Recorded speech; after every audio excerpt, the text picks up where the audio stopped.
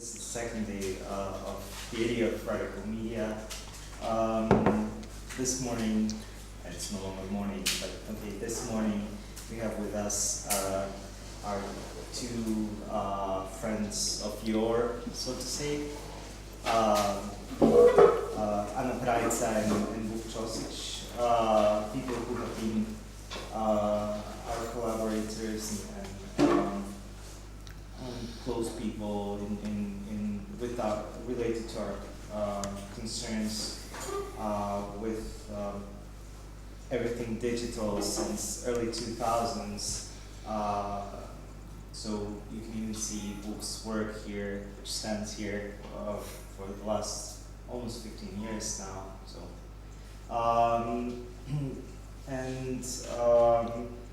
the whole debate around early digital activism and culture was conducted, amongst others, with Anna and Vuk, one of the few people here in the region and in the country that kind of shaped this debate through the last 15-20 years. So let me introduce them. Vuk has a very brief bio. He says, like, Vuk Ćosić is a classic of net art. There you go. Digital strategist and fine conversationalist from Ljubljana. I'm sure you've experienced that. And to his left is Anna Peraica, who is the daughter of photographer Dražen Peraica and granddaughter of photographer and cameraman Antonio Peraica. She holds a PhD in aesthetics of photography. She is or was teaching at the University of Zagreb, ACTM, Rochester Institute of Technology. She is the supervisor of the iNode Planetary Collegium. Her essays in domains of visual studies and media theory are published or were published by many magazines and journals, including Leonardo, Afterimage, Plingeling, Pavilion, Fotografia, and others. She is the curator and editor of media projects such as Victims Symptom, which is done in collaboration with Lab for Culture and Institute of Network Culture, and Žena na raskrižju ideologija, or Women at the Crossing of Ideologies, and many other exhibitions. So we'll give the word first to Vuk and then Anna. Vuk, go ahead. Hi there. If I knew everybody would give such a thorough bio, I would have given you the proper CV, but never mind now. This one's better. Sorry, missed opportunity. Hey man, I'm so sad now. Life's not going to be the same anymore. Okay, let's do this thing now. I've prepared some slides, and this is a drill. We're going to be seeing a map, and then we'll be hearing about an idea, and then I have a bug to unveil or share. One, a map. I had a show a couple of months ago, what was it, October, November in Ljubljana, and the aim of the show was to sort of display the way I'm organizing my thoughts about technological change. And for that exhibition, I prepared a little diagram, and here is that diagram. Whenever we're discussing technological change and the impact of technological change, we're dealing with these basic categories. No big deal. We have some original idea, we got some interest groups, we have some society at large where the thing is happening, and within it we have some communication going on. Also, these are a process in time, if you wish. Simple still. I just wanted to display my keynote skills. You see, this is not so easy as it seems. And now here, these bullets become information graphics. You see, in this process, you have volume of, intensity of activities. So at the origination of an idea, you have two main competencies. You have science and art as typically the cradle of where it's happening. Then, once the idea is either intuitively grasped or based on some scientific competence or engineering feat, you basically need to switch over to the next stage where various, and the list can be much longer, interest groups identify their interest and decide to put in their muscle to pick up that idea and make it perpetuate their goals or fulfill their goals of control, of power, of cash, regardless. Then you need communication people, including the law. This is where intensity gets quite high. And then at the final little frame of this map, as I see it, of this process, we have the majority of things going on, of action, of activities. But there again, science and art become meaningful again after a while. Also, I kind of missed an axis, and I can really see I have mastered Keynote. Because this move downwards was most difficult. I don't quite like this syntagm, this combination of words, but it works well here. The social responsibility or the community or whatever. Somehow it turns out that in this entire process, you have the highest degree of feeling for a community or for society at the origination moment. And from then, the line is steeply going downwards towards marketing, basically. Irene and I were noticing the ad campaign for Coca-Cola, where you can customize the label and put your own name or your girlfriend's name and things like this. You see, there's tons of shit going on in that way. That a lot of activity is going on, and the least understanding of positive social impact is there. And then you have the society that reacts. Anyway, for me, this is a little bit of a map of all of these huge processes that are going on and that are falling on our head, and we are trying to wrap our minds around them and trying to put ourselves in that picture. We're trying to be either theorists that are understanding the way that technology is impacting society, and that we are writing texts about it.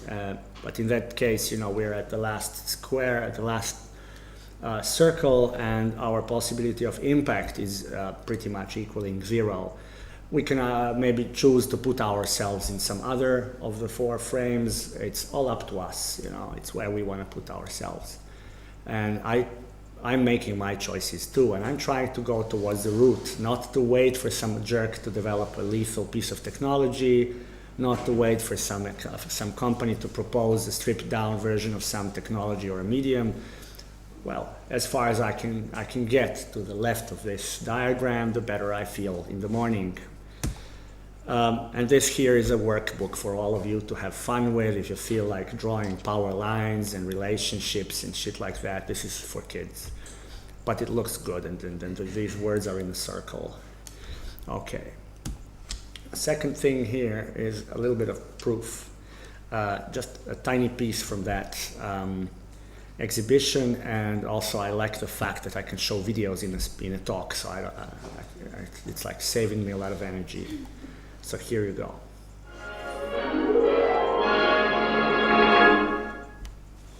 Here to introduce you to this new series is Walt Disney. In our modern world, everywhere we look, we see the influence science has on our daily lives. Discoveries that were miracles a few short years ago are accepted as commonplace today. Many of the things that seem impossible now will become realities tomorrow. One of a man's oldest dreams has been the desire for space travel, to travel to other worlds. Until recently, this seemed to be an impossibility, but great new discoveries have brought us to the threshold of a new frontier, the frontier of interplanetary space. In this Tomorrowland series, we are combining the tools of our trade with the knowledge of the scientists to give a factual picture of the latest plans for man's newest adventure. Here's Director Ward Kimball to tell you about it. In working with engineers and scientists, we have found that there are many different opinions as to how we will eventually cross the space frontier. To help show you what is being done to solve these problems, we have called upon one of the foremost exponents of space travel, Dr. Werner von Braun, who is at present the chief of the Guided Missile Division of the Army's Rocket Center at Redstone Arsenal. He was also overall director of the development of the original V-2 rocket. The training methods for future space flight and the special equipment needed for survival are much like those of present high-altitude flying. And the experiments we are making today are helping us to solve the more complex problems to come. Take the present-day pressurized flying suit, for example. It has been designed for use at extremely high altitudes and is a forerunner of the suits we will wear when we make that trip to the moon. To give you an idea of how engineers and medical men are working hand in hand, here are a few examples of the research that's being conducted at this time. If we were to start today on an organized and well-supported space program, I believe a practical passenger rocket could be built and tested within 10 years. Of course, it would be foolish to rush headlong into building a 4-stage rocket, man it with a crew, and attempt to fire it into an orbit without first following a step-by-step research and development program. Even though we now have the theoretical knowledge to make a trip to the moon, it will be many years yet before our plans can fully materialize. However, let us imagine for a moment that the many problems have been solved, and that after completing our space station, we are ready to begin our first voyage around the moon. Now, I believe this is a very significant moment in history of educational video. This is a birth point of American dream of space travel properly. Just a few years after this was aired, Kennedy had this pronouncement that by the end of this decade, this nation will put a man on the moon and so on. But here on the other side, you have this FBI guy, this cartoon character, and then this SS officer building, weapons, putting hands together to perpetuate an idea that originated in some scientific lab. Actually, one Slovenian guy was involved in that, and we're all so proud. We have a museum of space travel in Slovenia now, thanks to that. And then they simply discovered the way to promote their idea via the interest groups and used this propaganda means. Having a Walt Disney movie about your project in the 50s was like being Apple today. It's like the massively the coolest thing imaginable. So the idea moved on. And I think that this little film is a bit of an illustration of that map that I've been showing. So that was a promise of a map. The second promise that I gave is that I'll share an idea. This little part is a bit of a reaction to what happened yesterday in this room. So you might remember Temporary Autonomous Zone. It's a book from '91. We were all much younger then, but the book is still around.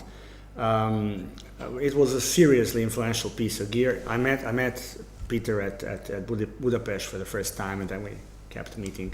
Yeah, that was one of the glorious parts of Metaforum, right? Anyway, Temporary Autonomous Zone as a concept was influential at the time, and it is a bit of a fail or even a defeat to sit in centers that were supposed to be very temporary after 20 years. If this is self-critique, take it as self-critique. What I kind of picked up from that idea of Temporary Autonomous Zone was a question of my very own engagement. What am I about? How am I going to work in such a world where I'm supposed, in order to avoid surveillance, in order to avoid authority, where I'm supposed to only, shake hands with guys that I want to do projects with and then say ciao and let's meet again. We want to do another project maybe, but let's call it another thing. Let's give it another name. So in order to exist in such a world, I have decided to play with an idea of fluid identity, because if you're not static, if you're more dynamic, and if you're switching profiles here and there, or at the same time using different profiles, you stand a better chance of having this inner feeling of independence of all kinds of grids you're supposed to be making part of. So there you go. This is my little takeaway from the era of Temporary Autonomous Zone.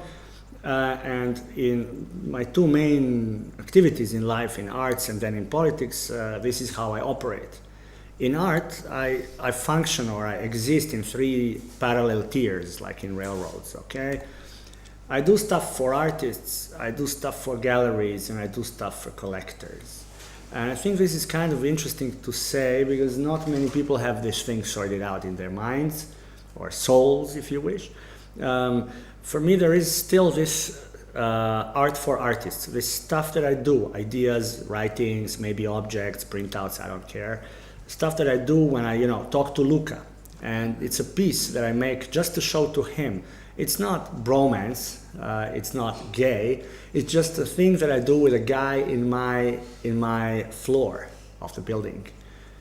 This communication doesn't exactly require any of the care, any of the production cosmetics needed for the remaining layers or tiers. When I work for galleries, I need to adapt whether the work was previously done in this top floor where things have meaning, or it was made just for the galleries. This time is irrelevant, but set of preoccupations is entirely different, and the ethical compromises are painful. The worst floor being, of course, the last one, the lowest, the underworld of working for collectors. But the trick is, once you put yourself in this umpire chair, I'd like to rewrite Negri. I'd like to write a book, Umpire, just for fun of it, you know. So the tennis referee, right, sits on this high chair and is the only one in the field that can see the whole territory and can also arbitrate. That's a position to be in, right? So I feel like a bit of an umpire when I think of these attitudes here, and I'm looking at my own, you know, artistic existence and career path in a better way. There you go. I've shared a secret with you guys. And the second one, the second big chunk of what I do is, especially since recently again, politics or social work. This winter we had a winter of discontent in Slovenia. We had some sort of massive revolt, completely uninteresting when you look at Istanbul or serious North African occurrences, but in Slovenia, which is a country like coffee with milk, you know, very mellow, very slow, very soft, nothing harmful can ever happen. That was huge, you know, there was like hundreds, even thousands of people in the street. That's it. But still, it was big. But then, you know, slowly it turns out that there's much more motivated, better organized groups in the society that will have a way of instituting their scenarios regardless of this so-called revolt. So I have finally decided to follow my instincts, and this is how I operate now. Or do I? Yes, it is. I'm trying to insist that this is my current state of mind. I am, like everybody in the room, infatuated with both historic avant-gardes in art and also individual anarchists from even earlier on, from, let's say, Victorian era onwards. We were all, you know, we knew by heart the names and the locations of where our comrades threw bombs to some Kronen prince of Europe in 1880s and 90s. We are all still having very dreamy moments. I remember recently somebody was, Luca was mentioning Backspace, and Steven was in Ljubljana the other time from Backspace in our hack, whatever, but what was that name? Interactivos, right? I don't know, last summer. And he said he's in Greenwich, and my very first reaction, we're still talking of anarchism, my very first reaction was like total nostalgia for, what was it, 1890s or some other decade nearby, where this guy, this anarchist, went to blow up the Greenwich Observatory because that's where the zero meridian is passing through, and he thought that by destroying that observatory he will claim a very symbolic claim, and such stuff remains with me. So I'm there with my, you know, feet and heart, but you know what, I'm noticing that I can get around the same goals in another way. So instead of, you know, shouting with my friends in the street and burning police cars, I've done my share of that. I'm now sitting with a country president and trying to fix the same thing in another way. And you know what? I think I have a goal. I might have a chance there. So let's see what happens. Please, this is yet another little exercise in maximum openness and shame, possibly, down the road. So maybe I should have asked you this while entering the room. I insist that you guys ask me about this shitty statement in 5 years, all right? Don't let me forget it, okay? I think this is the honest thing to do, all right? And number 3, the last little bit for this morning, is this bug. Now this is directly deriving from what we saw here yesterday, the level of unstoppable hysteric optimism and euphoria about the world. And this is a bug I am noticing. Oh, this thing wants me to click faster. so I am clicking. I apologize. I also apologize. Now he will wake up, you know. Boink, boink. Come to daddy. No, no, he knows that they left the room. Okay, so the bug. Yesterday people were talking about social media and looking for useful phrases to say how bad that is. These are the two little objections I have and are present in the literature. People wrote serious texts about it, some of them really meaningful. One problem is self-denunciation, useful little syntax, and the other one, like that one, you know how in the 50s, in the movies, in the musical movies, there was this guy and this girl, both of them beautiful with wonderful hairdos, well, with hair. And you know, already that for me is something. And you know, looking at each other very much in love and saying amazingly warm things of immense stupidity. And suddenly the guy or the girl would burst into singing. You know, this expression, bursting into singing. Now Facebook, especially Facebook, is asking from us to burst into marketing, to walk down the beach with our loved ones, or to just exchange whatever notes with our actual friends. We still do have friends regardless of Facebook, what Facebook has to say about it. And then all of a sudden inside a dialogue just like this, say to each other, oh, by the way, Colgate has this extremely fancy new product. And I don't see that happening. I don't expect that to work, at least not in the short run. Let's see how it goes. I just wanted to share this little, you know, observation of bursting into marketing. Do you remember this stuff?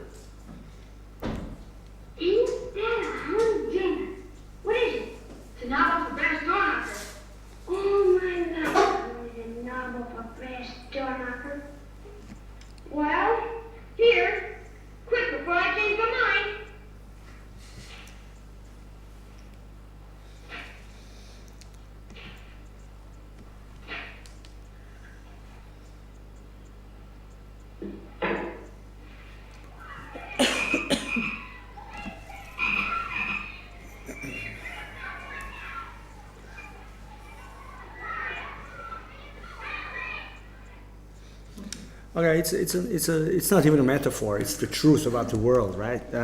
Tom Sawyer's white fence, you know. I believe this equation kind of works, you know. And I don't see our breed of people as being Tom Sawyer in the picture. I wanted to just tattoo this sentence somewhere in your notebooks, and we'll come back to it eventually if you feel like it. But I believe, for me at least, this is the bottom line of what we were experiencing in this room yesterday. And I found the proof. Actually, Google celebrated Mark Twain's anniversary by this famous doodle, and they still don't know that I am onto them, but they actually brag without noticing. Amazing shit.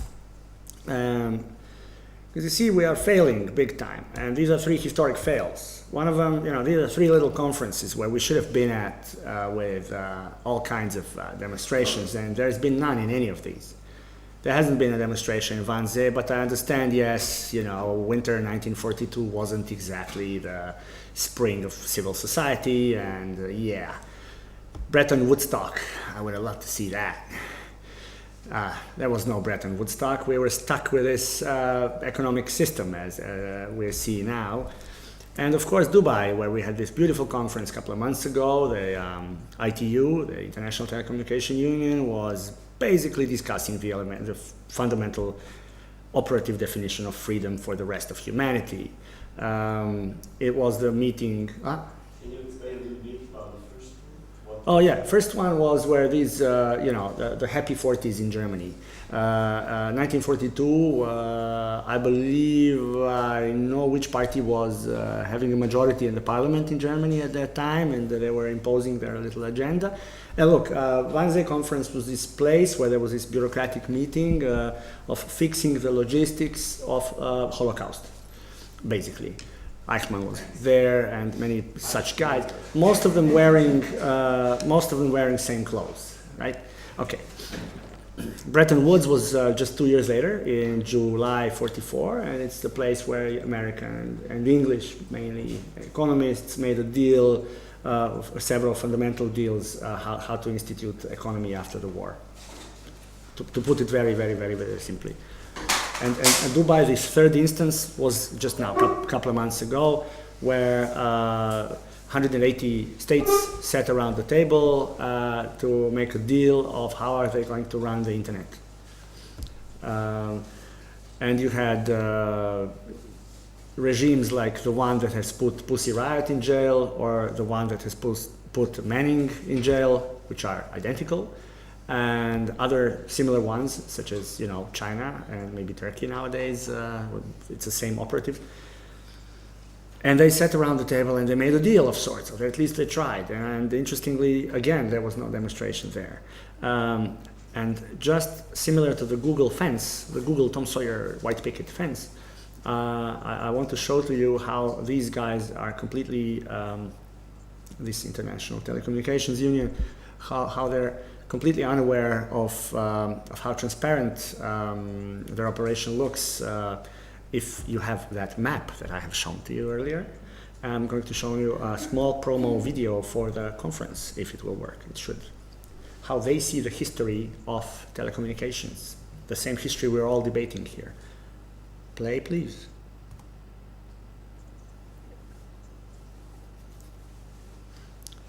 One year ago. The history of ICT is marked by major disruptions, by game changers radically altering the way we communicate, work, play, and live. Back in 1971, when the first ITU Telecom World event was held, ICT was all about telecoms, voice over a fixed infrastructure, run by national operators out of government departments. Then came the paradigm shift of market liberalisation in the early 80s and the arrival of mobile telephony, exploding from brick-shaped executive symbol to the ubiquitous tool of daily life today, where there are almost as many mobile subscriptions globally as there are people on the planet. This was driven by the short message service, the SMS or text, which proved immensely and unexpectedly popular, in combination with technological advances, flat rate packages, and internet-savvy populations. Next came data, mobile internet, a mass of mobile apps, and the ability to send not just text but images and video from anyone to anywhere. So what are the game changers now in 2012 that will be explored and debated at ITU Telecom World in Dubai? Well, megatrends such as social media, aging populations, a shift of economic power from west to east, radically altered industry dynamics as telcos share the rejigged ecosystem with a host of powerful new players over the networks, and of course, technological advances such as cloud and end-to-end. These factors are propelling us into a complex and uncertain future of challenges and enormous opportunities. Opportunities to improve life across every industry sector, from energy to transport, to health, to education, to government services. Challenges to foster and manage innovation to secure success for governments, companies, and individuals. Threats to personal, national, and global security from cybercriminality. And the danger of losing the open, fair, interoperable global communication system the industry and ITU has striven to build. These are the key topics shaping the agenda at ITU Telecom World in Dubai. Shaping the way you live your life and making it the one event not to miss. I don't know about you guys, but to me, displaying the history of telecommunications as a game of Monopoly is telling. It speaks volumes. And as a matter of fact, the metaphor these people use, is very straightforward. This is a final slide, says talk to me. I wanted to share this little video of a deaf-blind, deaf-mute chick talking to her friend via video phone. I filmed this in a hospital in Ljubljana just a couple of years ago. I liked it. This is a typical last slide where you put your email and tell people to talk to you. So there is marks at the end of the slideshow, and in that sense, also the end of this little presentation of mine. So there you go. I don't want to draw conclusions. You do that. I just do the openings. So here you go. This is this. Enough.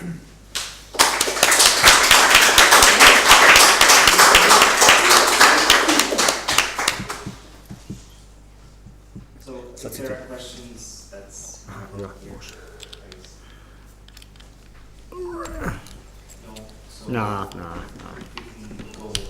Šta je to kratko? Nije toliko. Možeš. I know.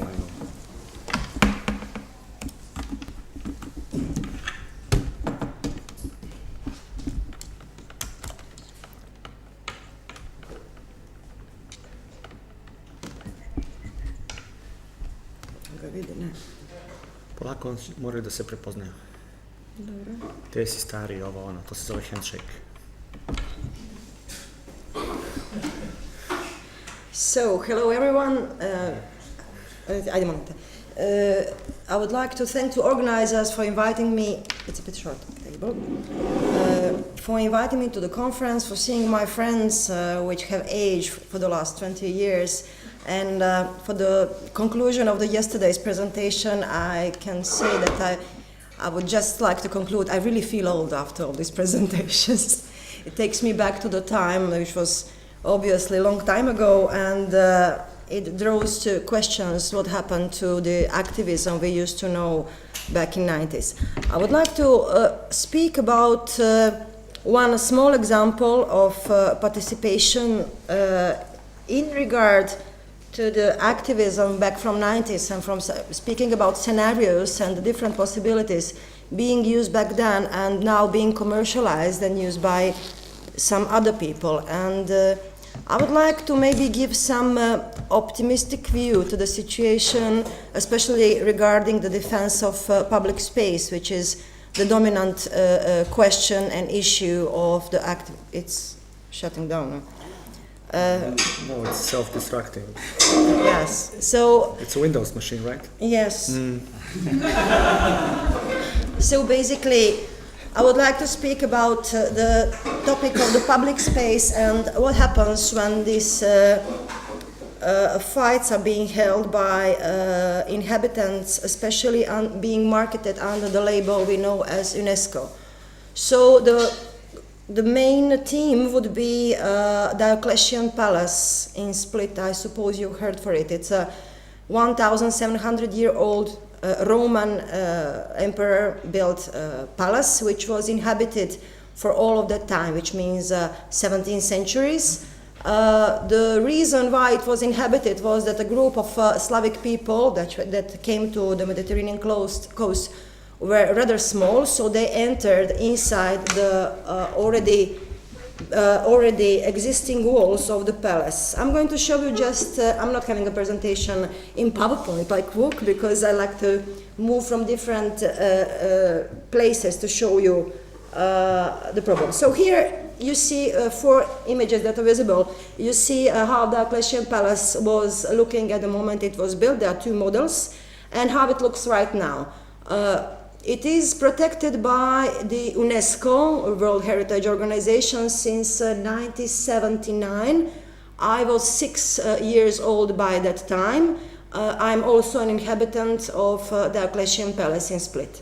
So this situation of drawing one small city center to the world's attention of the UNESCO has produced problems for the population living inside, particularly for the reason we were faced with an enormous tourism, and in last years it is mass tourism and cruisers completely distracting the area. After the war, which is 1995, let's say, prices for the properties inside the palace have suddenly grown to 10,000 euros a meter square, which has made most of us living inside being endangered by different policies of trying to move us out. And during the years 2006 and onwards, there were a couple of initiatives of trying to depopulate the area and make it completely touristic. The number of inhabitants in 1991 was 5,000 of people living inside the original Roman walls. Currently, we are having 1,600 people which do not want to move out. And the way that these initiatives of trying to depopulate the central area of the city of Split, which is the Diocletian Palace, was by labeling the inhabitants prostitutes, criminals, drug addicts, and smugglers. So in most of these texts you can also find on the Delisio, you will find the stigmatization of the inhabitants and the processes which were used for cleaning the area. The reason was, of course, 10,000 euros for a meter square of the property inside the palace, inside the wall. Becoming a label with a price tag, or when your home becomes something that only has a price tag and you don't have any kind of rights to vote in any body or to participate in any conclusions, has drawn these remaining inhabitants really angry. But it was impossible to organize the demonstrations because it's a rather small area and the streets are extremely small, as you could see on these images. So also there is a difference between all other fights for defense of spaces, because the property inside the palace is indeed private, so it's defending a private interest along with the public spaces, not turning them inside commercial projects like touristic areas. So in 2008, it was UNESCO that has sent a demand to the city of Split to make a management plan by which we should live for the upcoming 20 or more years. As everything was corrupted in the city has decided to privately negotiate with a local team to produce such a plan. And inside the plan was, of course, to depopulate the area and to make it a commercial place as well. These plans were kept secret until 2011, when a small group of citizens called the City Initiative has managed to arrive to documents and publish them online. After we've seen that, we realized that we are really going to get out, we are going to be thrown out of our own homes, which are private, by the political way of so-called protection of the area and touristic exploitation of the zones. What was the only possible reaction was to gather all the inhabitants, and this is actually where I'm going to show you how one initiative actually started on the Facebook, which is extremely commercial and popular. We are having a group which is called Ghetto to the Ghetto. I forgot to tell you that inhabitants of the area are called ghetto people, Ghetani, which is the name given to them since the 17th century as the Spanish Jews were running out of Spain. They moved inside Venice, where the first ghetto was formed, and inside Split in Diocletian Palace, where the second ghetto was formed of Spanish Jews. The ghetto in Venice was closed and divided from the rest of the city, and today even it functions so. The ghetto in Split wasn't, it was just open area, except it was inside the city walls. So they were they were living inside and trading inside. Today the inhabitants are predominantly Croats. They were Italians and Greeks, and because of the long history of the area, there were from many nations that were inhabiting or being governing the area. Today they are predominantly Croats, and the population is extremely diverse. On these pages on the Facebook, you will see that there is 452 currently members. Most of them are inhabitants, and they on the daily level they are photographing the problems or sending the problems that they are being caught trying to demonstrate, but at the same time to communicate about the problems of the infrastructure and so on and so on. What happened after opening, it's all referring to Conservation Office in Split, the last two posts. What happened after the group was formed was the initiative of trying to write a petition to the UNESCO to protect the area along with inhabitants, as the Diocletian Palace is actually protected as a live monument, not as a dead monument. So it meant that everyone who was inside at the moment when the convention was on force is protected as well.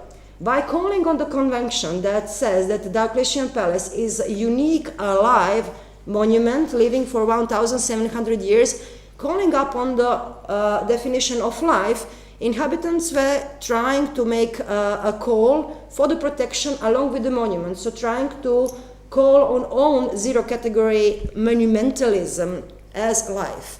But the petition was not answered in time while the city was starting to vote on the management plan they wanted to impose on the Diocletian Palace. So, because the situation was very short in time, I was calling colleagues and inhabitants to immediately react by sending emails to the director of UNESCO. And what happened with these emails was, I will show you just the screenshots of, not to show you, there's the call for an action to do it within 24 hours to try to attack the servers and mail addresses. And in that time, many people and many alias addresses were sending emails. So among which I will show you some. Some of them are from Zagreb, which I found out later on when I got a reply from the UNESCO office, which is, just a second, where is Zagreb? You will probably recognize some of these mailing addresses. They were also participating in demonstrations on Cvjetni Trg. One of them was today's Minister of Culture, Andrea Zlatar Violic. She also wrote an email to the UNESCO for the protection of life within the Diocletian Palace.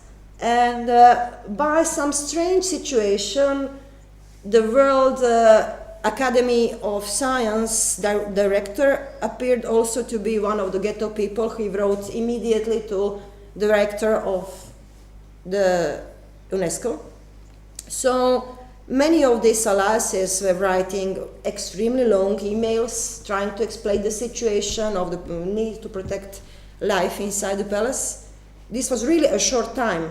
Some of them I knew, like Plejc. Goran Nikšić is the name of the person. And of course, journalist Inoslav Bešker, also born inside the walls of the Diocletian Palace, as well as president of the World Academy of Science. And finally, we got answers that the UNESCO is welcoming us to participate inside the processes of decision of protection of life inside the Diocletian Palace. And this was the first reaction, and what we had to do for that was actually attack servers, because it was impossible to do it by any democratic process, including writing petitions, not even thinking about making demonstrations. So this type of, because we tried two of them. After that, the citizens, the residents have organized, and I will show you the other actions of city of inhabitants. Just a second. The first images were released. This is also very mainstream. Just a second, where is it? This one. Inhabitants of the left inhabitants of the Diocletian Palace have gathered, and they have produced a couple of, we call it gradelada. It's like a festa with barbecue, producing performances as well. The things that we were doing or they were doing when they were kids. So this is one of these barbecues. Singing on the street and trying to show the local culture of driving these cars. We call it karetna balinjere, which means a small wooden piece on cycling. So they were producing events, trying to show what we were doing, the way we were living with the monument. And this small local culture, so some of them are repeating, I'm sorry. This small local culture, as I'm trying to come to the European Union Commission, just a second. After organizing the group, which is at the same time active on the Facebook, and has a daily communication, and having meetings in live, it crashed. So this one I wanted to show you. After doing that, suddenly the group started to feel strong, and I would like to call now back to the tactical media writings of critical art ensemble. What happens when the group is organized? So we are, this was a bad part of the narration, I'm coming to the good part. The good part was that the moment when UNESCO has written us the letter that they are acknowledging our participation inside the processes, first it was me who felt sorry, because the revolutionary utopianism was demanding of me to close the doors of the palace. So the situation that you are actually winning before you have done the rest of your strategies, before you have managed to close the Diocletian palace, because it has only 4 doors, before you close the monument and you produce the crisis of the inhabitants, which would be the main media event probably in the world, before we managed to do everything we wanted and we dreamt as our techniques and strategies, was actually something which is belonging to this cynical existence of the organizations which are giving you rights before you manage to make a good riot. So this was actually, only emails have produced the situation that we are accepted, and we wanted more. And because of that, when European Commission representative Van Doren came to Split, there was another party, and you will see him in front of one of these barbecues before it crashes, I hope. So this is That's no. not him. No, you here will see there is writing on no to Milosevic and no to EU, and there is a barbecue in front. Now in the next size, here in the back you see Goran Nikšić, which was a person who was trying to depopulate the city area, with Van Doren, who is a representative of the European Commission. And at this moment, citizens were really producing, we call it voltavanje. It's a traditional way of teasing. When you turn the back, and there is a group of people, you turn back to the person you want to publicly make a shame, and you're speaking under your voice, you change your voice, and you speak with the back turned, so they don't know who is speaking.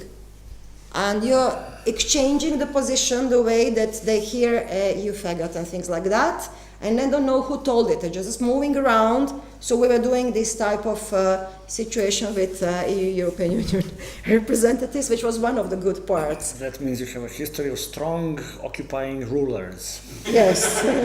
That you have nothing to do with, all you can do is turn your back to them. Turn your back and try to make this type of routes. And at the end, what was the reaction of these types of very cute and sweet things being organized is that media started following the group the Ghetto People, and there was this media power was almost, let's say, immediate in a way that they were constantly reporting from what they've been reading on our Facebook group. So one of the most known in Croatia articles produced by the group was they made sex on the public place. It was covering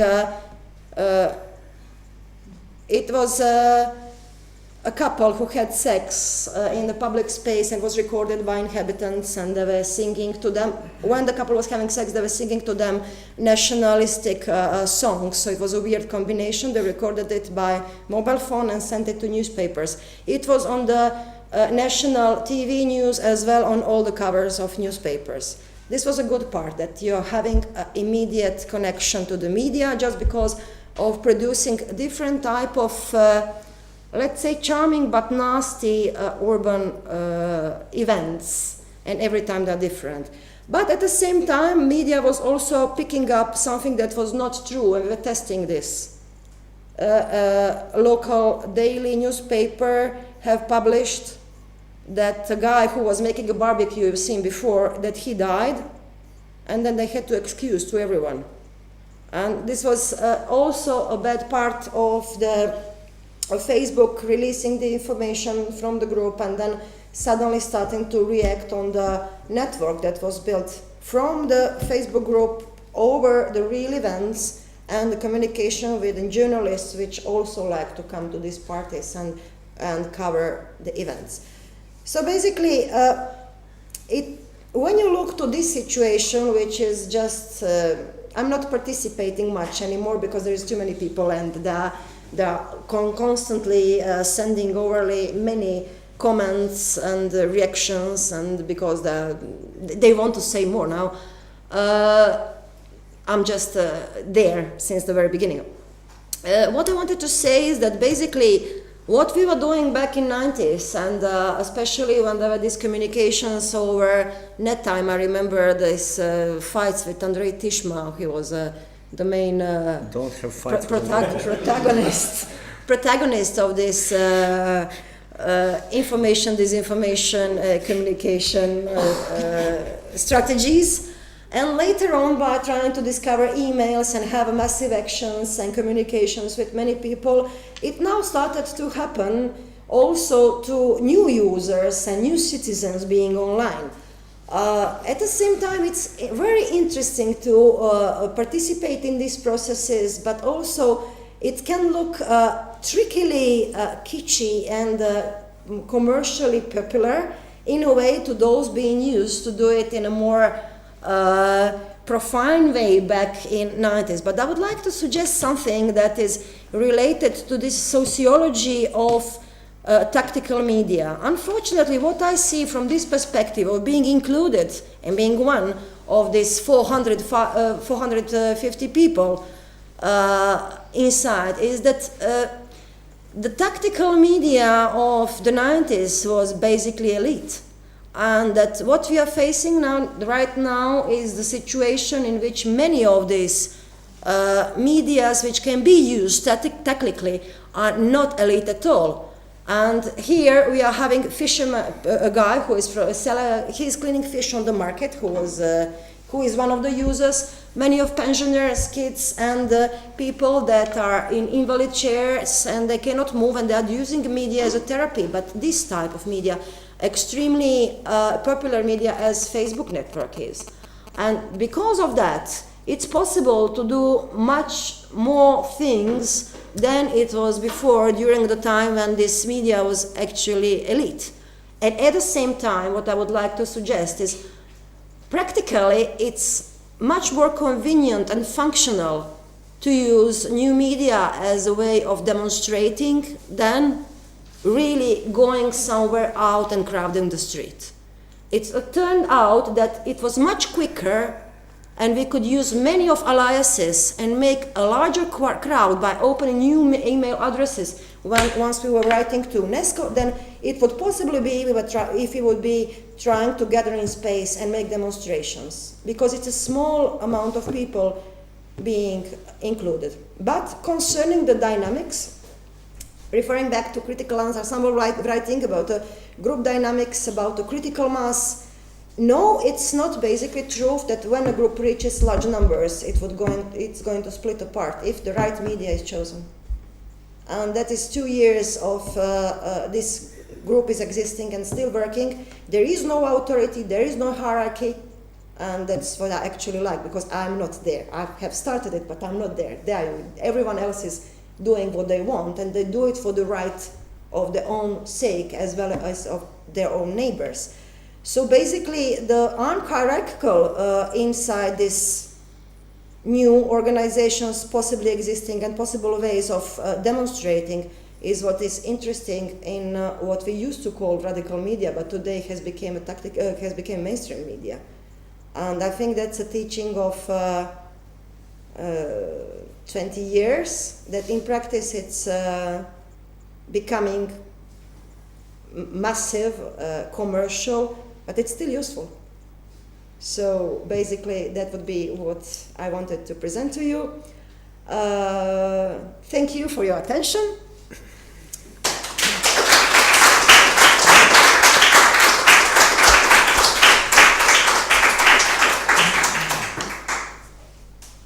I got questions.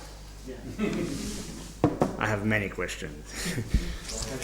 Are people still selling their apartments for 10,000 euros a square meter in Split, or everybody is happy demonstrating and eating fish in the street and so they don't need the money anymore? It's not about money. Okay. It's about pressure. Are they still selling? Are they still selling? No. Everybody stopped selling. It has stopped. But Nobody it's also bought- the crisis. Okay. I will show you what happened actually. There is a... I got more questions. Yes. There's a gay pride today in Split. Yes. Are these guys, because these guys are active and you guys are active for all these years. How long did you say? 2 years? Yes. Okay. Is there any relationship between what's happening in Split, also actually today, right now, as we sit here, having our coffee and signing our contracts for the fees? There's people there in the streets in Split, right? Yes. With their bodies, stopping the flying ashtrays. Yes. That's That was 2 years ago. No. Okay, let's see what happens today. But is there a correlation between what's this, let's say, rise in consciousness about using this antique palace for quality of life and, vulnerable, marginal groups such as gays? Well, actually, there is... Is this happening in the same place? Yes, there is a relationship, but it's about rights. But what you get with the Split Pride is more of different type of population. It means space-related different type of population which comes to the city to fight the rights. And what you have inside the Christian palace is people that are facing different fights for the rights for the last probably 40 years, since Red Paris still onwards. Right. And whose rights were never discussed before, which means that, for example, we are having a national opera on everyone knows for this, national opera on Paris till the main square for 50 years, which means 50 years we are listening to the opera, every year the same opera 20 times. That's what we have. What you have are, you can get your tickets and listen to it once. And this difference between when there is a gay party, yes, the pride, sorry, gay party. When there is a pride, barbecue, right? yeah. Barbecue. When there is this, what we get is our windows are going to get broken. Yeah. And that is a different coin of the medal. Somebody else but it doing has, yes, but someone else will always, they will always distract the same area. Okay. And why I ask, this is just an intro, this is nothing. okay. The trick is, also in Ljubljana we had this sort of demonstrations. I think it's a joke by now. But it looked kind of serious and busy, and very many people were also quite glad to see that the avant-gardist essays from 20 years ago are now becoming reality for the mainstream. Stuff we were doing with NetTime in '95 is now normal infrastructure, is boring. We're not really going to talk about it. Everybody has it installed in their proper computers. But then it turns out that it's a process where you need to get organized, you need to have a bit of an idea what kind of a goal you want to achieve, you have to be clear on who is negotiating with whom, with what kind of a mandate, and then you get closer to a goal, and then you can maybe even claim you achieved something, right? Do you see this uprising or this defense more as being able to move on from Facebook as a means to raise attention and maybe meet up occasionally for barbecue? Do you see this thing taking you further? Yes, they are. The last elections, all the candidates except of the HDZ were coming to me and some other people to ask how they can assist the protection of the life inside the palace. So they really, because we were constantly in media, we were recognized, and they have been communicating, so most of them really publicly have declared that they were going to assist the protection of life inside the monument. But it was only after the UNESCO has wrote a letter. Right. It was not by their own will, because they are afraid of UNESCO, I think, because they are having, the UNESCO has threatened to the city of Split to lose the position, so you know it was in newspapers. Because of this constant emailing with UNESCO, UNESCO was just before the new government in Croatia has came to the power, the UNESCO has sent a letter that the position of Split in particular at the UNESCO list is endangered. And the reason was that the inhabitants were sending many of examples when the monument was destructed by the government and when they left licenses for building new apartments. And the UNESCO has threatened that if they would find the 5th floor, that was the level of the protection, anywhere that the Split is not going to be protected by the UNESCO, protected, whatever that means. It means nothing. It's actually, having UNESCO is one of the biggest weights that a city can get. Venice had UNESCO, it was depopulated. Dubrovnik had UNESCO, there is no people living in the center. UNESCO is a way for the population living inside. But the Split was the first one where the inhabitants reacted. They declared they do not want to leave their homes.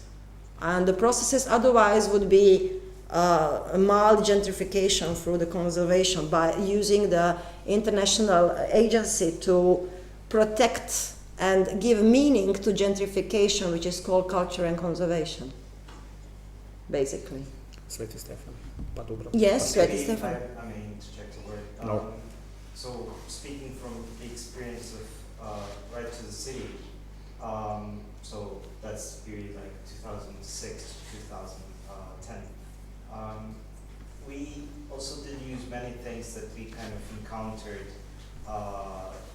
10, 15 years earlier as cultural jamming or tactical use of media. But I think that the point is more that many technologies were already there and being relatively massively used. So email spamming was already not beyond the pale in 1999 or 2000. Yes. But then it's just that opportunity was there, and there was the urge to use those things that kind of catalyzed their massive deployment. So I think it's two things. It's not that it was just elite. It was also that there was no immediate use on the ground, or rather that there was no immediate use for it on the locale. So that was what changed the way media functions and the way telecommunication functions. For instance, we had tiered level of involvement of citizens. We had a small group of 200, which were available any time of the day and could be half an hour at a location ready for action. And then we had a 500 people response group, and then there was 5,000, even more people who just gave their mobile contacts that they can be contacted in case we are organizing a demonstration. And so I think those are kind of two elements that need to work together. Like, the technology has to be right and massively deployed, but also the moment needs to be there. Yes, it should be. The event should be recognized, but it's in a case, in this case in particular, reaching Paris and reaching the head of the UNESCO office was the only way was basically to reach by email. Though bringing 400 people back to the Paris would be really a challenge. Yeah. But you still said after the story that this utopian potential was lost. Yes, I feel sorry. Yes, I wanted. I hope. It's to see really who is. It's just stronger. Us, right? It's the moment in which you're having this revolutionary fantasy, which is again 90s. You're having Zapatistas. You're having. You've been reading the revolutionary. Let's say memoirs. It's no. It's actually a revolutionary soap opera, I would say. Yeah. And that's what we've been doing then. In 90s there was this Zapatista movement and all these letters, and then you're reading them as private letters because they are letters by subcomandante insurgentes, and you're catching yourself up in the situation that your theory might be maybe realistic in a way, though it's never realistic. But at the same time, you are having an intimate fantasy of really bringing up the revolution, and you're losing possibilities of producing something that is already there, like closing the Diocletian Palace and threatening with hot oil, which is like a historical scenario. Then you are thinking like you're losing the opportunity of doing it really. Whatever that, with the consequences that it's just a cynical state adopting the state or the world organization like UNESCO is, just giving democratical shut-up license to stop the riot, or in this way of giving remarks or sending a lot of emails. But would be better to close the Diocletian Palace. Depends on your goal. I didn't quite hear what the goal is, but if it's to maintain a status quo without new rules and stopping a process that is based in economy where you do not have a countermeasure in economy, it's a bit of a mysterious situation for me to analyze this as a revolution. Well, it's not the economy. It's not the economical process. It's a political process, and the political process of the population. The economical process is it can be strong, but it's not blackmailing, as in a way when you're having a political program which states that 400 families would be replaced and given some apartments at the periphery. Seriously, the new authorities, you think they will continue with this dialogue even now that they're elected, or it's going to? What's your expectation? I think they would, because what happened after releasing the information, the email addresses of the UNESCO, everyone is writing independently to the UNESCO, so that everyone has chosen the way to report on personal cases, and it's not anymore organized and structured. So because of that, there is an intense relation with offices in Paris, and there is a constant reporting on even the smallest problem. I think they would, but it's inevitable that they would be trying to enforce the touristic aspect of using the palace, which is one of, it's not the top on the list of dangers for the population, but it's extreme danger still, that the spreading of touristic content inside the city is slowly also influencing the life of inhabitants, especially if they are very old or if they are small, because of the level of noise and the problem with infrastructure, and as a consequence there is a low quality of life. So in that sense they would be maybe open for the communication, but at the same time they might be enforcing the fall of the quality of life inside the walls. It's called self-colonization, right? Actually it is.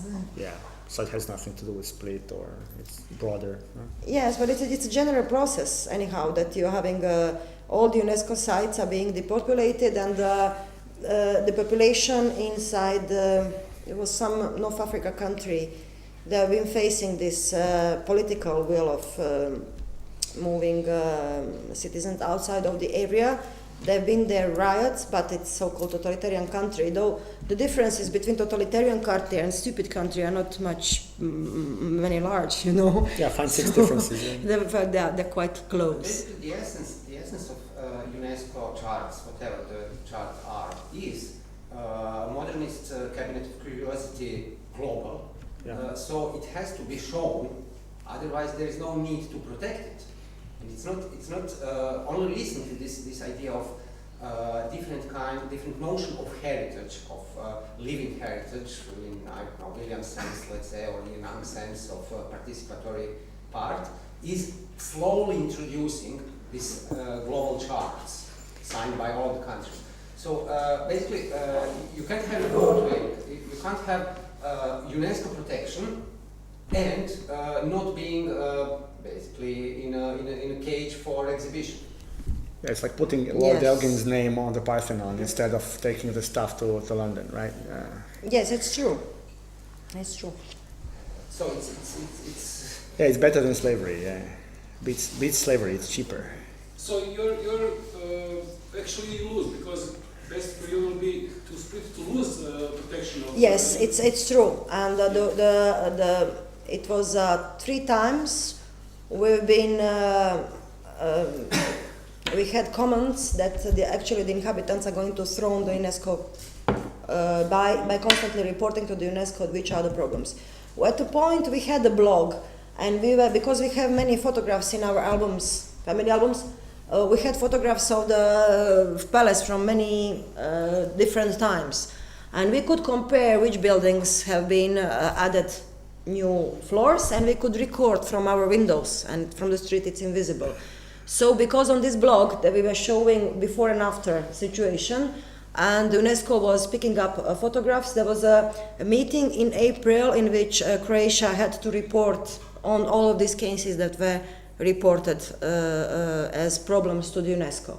And it would be the interest of the inhabitants to lose the UNESCO, but only at the moment when another case would be possible, another instance to appeal. At this moment, it is not the World Heritage Organization part for monuments that we are calling. We are constantly calling the director, Kishore Rao, because UNESCO has as a part the protection of culture and life, and which is the other part, and identities and so on. If we would be going only to the monument part, we would be losing the situation, because they are only interested in stones and the conservation of the site, but they are not interested in life as itself. So, I'm an archaeologist by training. I'm a professor of archaeology. I don't know if you know that. No. It's a fact. And to me, the Diocletian Palace is an interesting place exactly because it's not preserved. And when you say you have a record of destruction, I expect that you have 1700 years of record, because all your houses are destruction of a palace, something else, right? yes. So you guys are doing what, no, I don't want to insult you, but you're doing what any dictator is doing. You're deciding on the moment zero in history. Mm-hmm. That's what every nationalist is doing in Balkan tribes right now, saying that moment was the right moment, the golden age, and we are going to drag our nation back to that moment, like what people in Macedonia are now observing, in a funky, fake way, right? Yes. And you're saying we barbarians came and ate all the Roman inhabitants of Diocletian Palace, made it our own. We're there for 1700 years, and we have entirely altered the space. Now it's for people and not more for one emperor. And now there's other us doing the same to us, and now we are going to stop it. That's a bit of a drag in but it's not about historic stopping. terms. No, it's not about stopping. It's about when you had 1979, UNESCO had teams which were entering to all the apartments, and they had to draw the complete skeleton, let's say, of building of the palace to make a protection. After that moment, it was forbidden to make changes. And there were not all the inhabitants that were making changes, but this new capital was doing. Because when you have a family that is the original builder, like living somewhere I have one family which lives on the top of me. They are on the upper floor. They are the original builders of the Grisogono Palace. And Grisogono Palace is Romanistic and early Gothic, so you can imagine how old that family is. And they have built the palace, and they haven't changed even the oldest parts on the etages, because that's the original building, and they're very lazy. It's for centuries like that. So there is a status of this palace, and it's fully protected just because the original builders of the family of original builders has emotional attachment to the building, which is related to their ancestors. And at the same time, when a newcomers inside the area, when they come, they are destroying everything because they are not used on all buildings, and they are not connected to the building. And since 1979, it's forbidden to change. And I see you in the same room with Tommy, and I'm sure you also know the guys in Dubrovnik, and all three initiatives have this identical tone, identical tactics as well, by the way. And are you guys discussing the option, now that Croatia is entering EU in 20 minutes, to possibly say something together about this, apparently almost unstoppable process. Maybe you can ask a question if it's stoppable. Maybe you can ask UNESCO what the fuck is going on really. You're saying the big word gentrification when you describe the UNESCO's role as the first wave of cavalry, you know, in gentrification. Yes. Fine. Yes. So, well, you know, you guys live in those places. You there's quite a few of you. You managed to change your mayor. These guys didn't. The other guys didn't. Tough luck this But there's time. the same situation in Novi Sad too, isn't it? Well, it's not the same country, and it's not entering Europe in anytime soon. Anytime soon. But I guess, you know, it's an opportunity. You are at your prime age now. All of you are still active population, and you have a chance to deal with this situation right now, not in 25 years getting a chance to negotiate. Like with any radicality or any tactical media, it's always, like Tommy also said, it's a matter of timing, and the time is now. So that fight seems like a more interesting fight than some other fights for credit points in academia, for instance. So what are you waiting? Fuck you. It's a difficult question. But, No, it's easy. It's easy. You wouldn't believe how easy it is. It's about commitment. I think that it's nothing. There is nothing will change because we enter EU. That changes nothing. This is very much at the deep down local level and disenfranchisement at that level.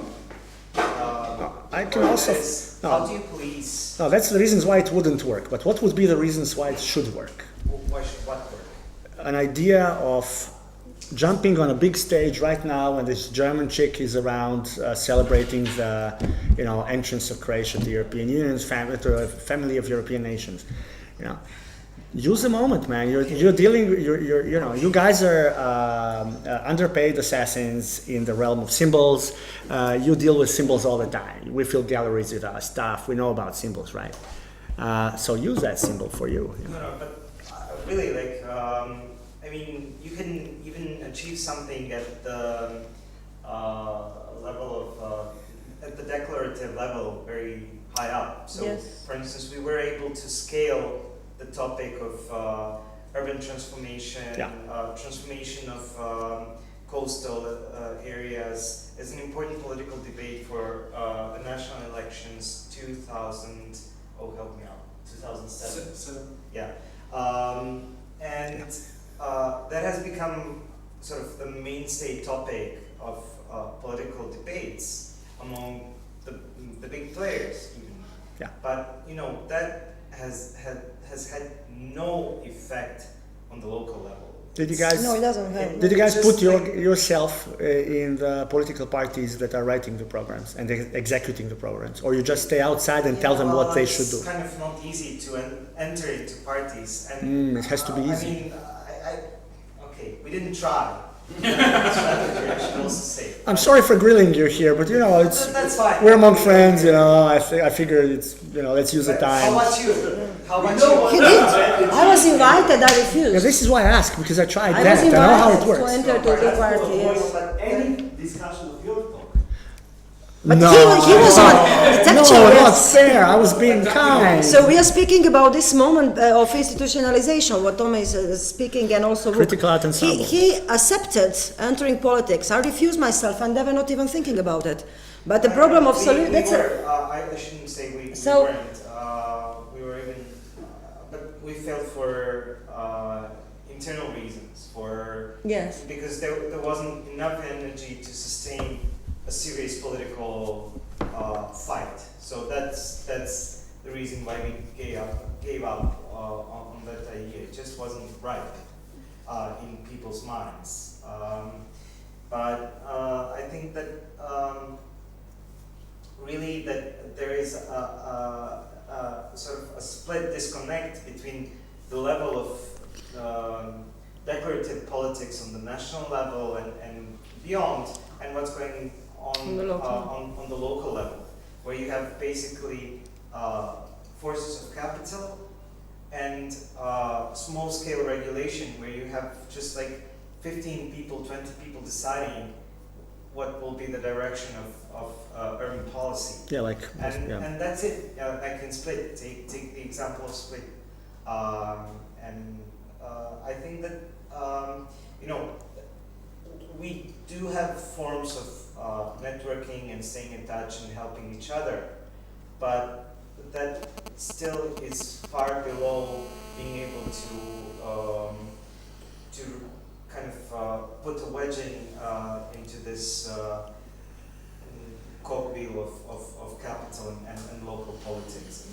Yeah, well, in these demonstrations in Slovenia, we had people shouting in the street that they demand direct democracy and democratic socialism. And obviously, since this was just a requirement without a clear plan or any type of a workable model, it looked kind of beautiful and silly at the same time. And it didn't have a chance to work because it wasn't proposed as something that should work. And when we discuss tactical or radical media, we're discussing an option, which tool to use that works. So if it's a Zapatista tool from 20 years ago, we're not in a gallery trying to win the sympathies of a curator that wants something fresh every season. Yes. We're here to do things. We're here to make things work. Maybe even the pigeons with messages would work as tactical media fantastically. So that's besides the point, right? Not for the lack of trying. We've, no, sure. So, for instance, in Zagreb, we've had we fought sort of on mobilizing people, on raising the agenda, so making clear what's the process behind, that it's a continuation of the privatization process and transformation of worker-owned factories into real estate speculation. We were battling with, what do you call that? So battling in court. We were able to turn, so to have the master plan 2 times repealed, and but. No, I know that. No, that's magic shit. I don't want it. It's unimportant. It's practically unimportant. It's great. It's been great shit. And I remember coming here to help lobby with the guy running against the mayor. This guy Kregar, right? We were supposed to run the campaign together. That was a good move. And I'm trying to figure out what's next. It was a good idea. I'm trying to figure out what's going to come next. And this is why I'm not talking about what should have been done a week or 5 weeks ago or 10 years ago. I'm asking myself, look, what's this, 7th or 8th of June today? You got 3 weeks time to meet with her. I can introduce you guys. Come on, and pick up a call, get somebody else from other communities. Dubrovnik, I remember, but maybe there's others around, saying a thing or two of Europe getting a beautiful tourist resort. In 2 weeks, in 3 weeks. Why doesn't that resort say something? But Venice has, concerning the problem that Diocletian Palace has, Venice has this problem of the population. They're struggling. They have been organizing funerals every time that there is 1,000 missing. And there are performances, but it doesn't work simply. It's the problem that the city is destroyed, including, and in this destruction of the life in city, unfortunately, even under art and culture was participating. Oh, it's always the cavalry, yeah. So this double bind, basically, that you cannot find yourself on the situation of the protection of Venice at the same time in physical sense or in cultural meaning, and you're destroying life at the same time, and that's. I find it interesting that you actually found a way to press the local government through basically, I mean, boomerang. Split is economically dependent. The whole split on the UNESCO brand.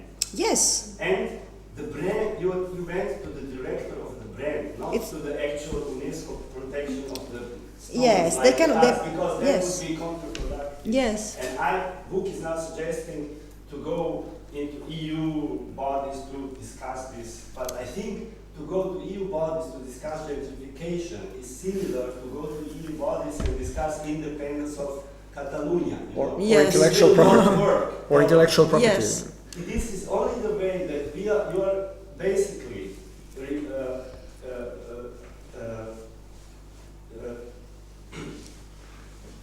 messaging the brand director that the brand is being tarnished in a certain case, and then this brand which the city is depending on is putting pressure. I think it's a very unique situation, and but it's the process is not unique. Even in Ljubljana, So the question, where you live, is turning into a Diocletian palace of this kind of into a touristic gate to the center, where I'm from the center born and still live, but you can't buy a screwdriver anymore in the center.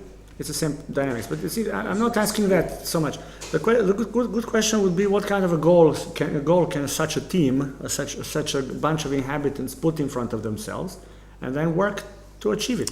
And I'm unclear on that.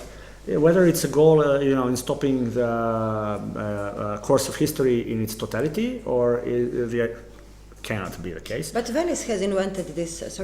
Maybe there is a goal that you can put. Venice has managed, and I found it really interesting.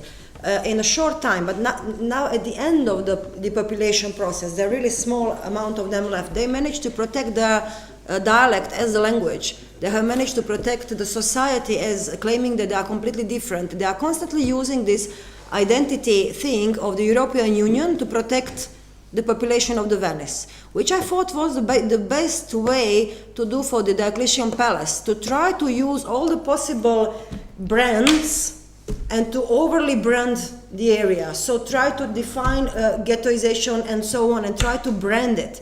And then constantly do that, this protection of minorities, and try to define a minority of ghetto people and so on, inside the European Union, just to take overly many of these brands and the key terms which are preferred by the cynical governments on the EU level, to be untouchable in a way, to be untouchable, being protected like a unique language zone of European interest, to be protected as a special site in which there is a certain population, and even invent it. So to make a disinformation process and a mythologization process even stronger, and just use it at the site. Like nano-nationalism. Yeah, nano-nationalism. Nano-nationalism. Are these families in any way developing their own tourist business? It's impossible to be excluded from that, because it's the tourism is there. There are some of the citizens which are now at this point, they are renting their apartments because of the noise raised inside the palace. So there is basically, if the process would be developing different way, like if hotel would be opened by ex-mayor, then we would feel a release inside the palace, because there are apartments which are rented to tourists inside the palace. And when a hotel opens, the pressure would go down to the original area. So it's all related to some other processes. At this point, this is like a disco place. It's just a whole monument is being shaken by many of bars and working until early morning and so on. I think that there are like two distinct things here. One is when you feel pressure from, like in this case, an institution that wants people to move out, and then you need to resist, and kind of the goal and the way to do it is clear, or it's easy to come to the means that you need to employ. But when you want to regulate the situation, so how do you transfer the governing of this space from institutional level to the local participation? I think that's where it becomes difficult. And it's a much more complex thing. That would be one goal, yeah. Also, the problem, I think, with your question, it's easy to figure out how do you react, but it's not easy to come up with a solution that addresses something at a systemic level. I call it a goal. Because you cannot understand what the problem at the systemic level is, but that the forces that you are running against are not isolated. They are kind of pervasive. They are better organized and more motivated. Yeah, well, they have at least more money and they started. That's our experience. Never mind the money. Never mind the money. Disregard it. It's gonna hurt one day when you see all these billboards against you and you cannot afford billboards. But as a matter of fact, if you have conviction and you have an organization, you have a chance. Yeah. I insist. It's how things change. It's all relative when you have two powers, two forces confronting each other. But look at the glorious history of partisan movement. So I think that those are like two different levels, and they are. I don't think that they should be collapsed into asking the question, but you've done this, why can't you do that? It's much more difficult to figure out that. It's a social process, among other things, and it can't be, I'm not talking to the society, I'm talking to the activists. Yes, I'm sure. talking to the activists We here. abduct Angela Merkel, so in 3 weeks. I think tons of shit can happen in 3 weeks. Tons of shit. Or Slovenian Prime Minister. Nah, We take her hostage, so she can. she would eat you all alive. Yeah. She's strong, she has big hands.